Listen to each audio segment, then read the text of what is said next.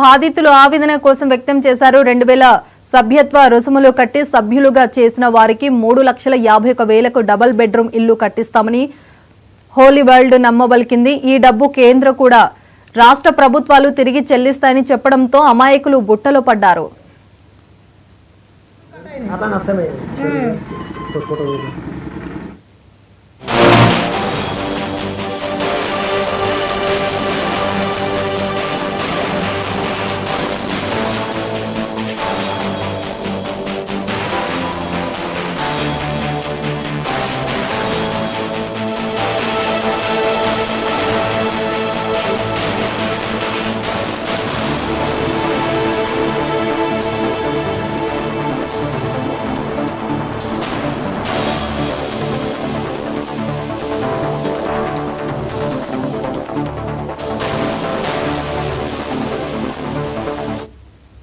గ్రామ సర్పంచ్ల భర్తలు మధ్యవర్తులుగా ఉండటంతో సుమారు 70 మంది కోటికి పైగా చెల్లించినట్లు బాధితులు చెప్పారు.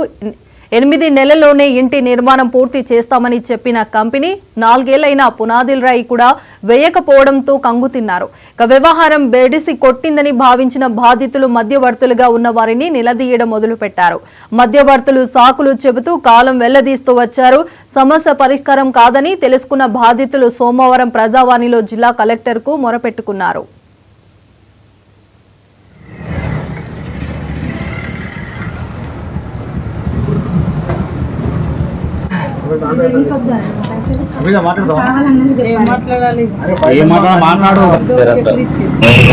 గ్రామ ప్రజలు మరి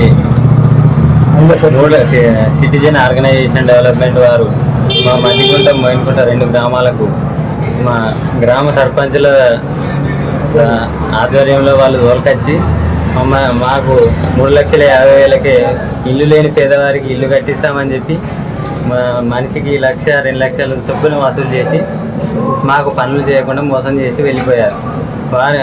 వీళ్ళు వెళ్ళిపోయారు కదా అని మా గ్రామ సర్పంచ్ల దగ్గరికి జనగామ శరత్రావు, కల్వకుంట్ల గోపాలరావు గారి దగ్గరికి ఎన్నిసార్లు తిరిగినా కానీ మేము కట్టమని లేదు, మాకు సంబంధం లేదని చెప్పేసి చేతులు ఎత్తేసారు. ఈ పరిస్థితిని మేము అప్పులు చేసుకొని వాళ్లకు పైసలు పేర్ల మీద బంగారం సుత కుదబెట్టుకొని చెప్పి వాళ్లకు పైసలు ఇచ్చారు. మేము ఇల్లు లేని పేదవారికి ఇల్లు కట్టుకుంటామని ఏదో పైసలు ఇచ్చినని చెప్పించి వీళ్ళు ఇట్లా మోసం చేస్తారని మాకు తెలియదు.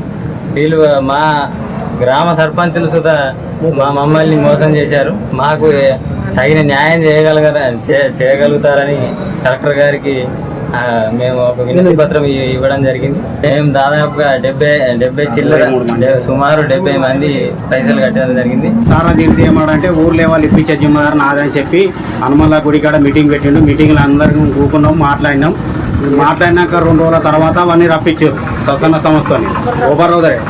అయితే రప్పించినాక ఏం చేసిండు, మీకు తెల్లారత్తా మీకు చెక్కులు ఇస్తా, మీకు పైసలు ఊర్లో వాళ్ళు ఇప్పించే జిమ్మదారని మాదని మాట్లాడిండు. ఆ బాండ్ పేపర్ తీసుకుని మాకు చెక్కులు ఇచ్చిండు. ఆ ఒరిజినల్ మీద మా సంతకాలు తీసుకున్నాడు.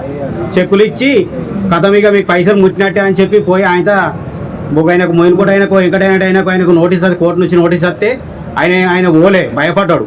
మా అందరికందరం పోదాంపా అని మేము ఆయన వరకు ఏం చేసాడు, గోపాలధర కలితే గోపాలధర పోకునని అర్థం తీరా అని చెప్పి ఆయన అనుట్లా ఇక ఏం కాదురా నువ్వు ఊకో కేసు వాళ్ళే కొట్టేసుకో అని ఆయన చెప్పుట్లా ఆయన రాలే, కేసు కొట్టేసారు సార్ కదా చెప్తాను.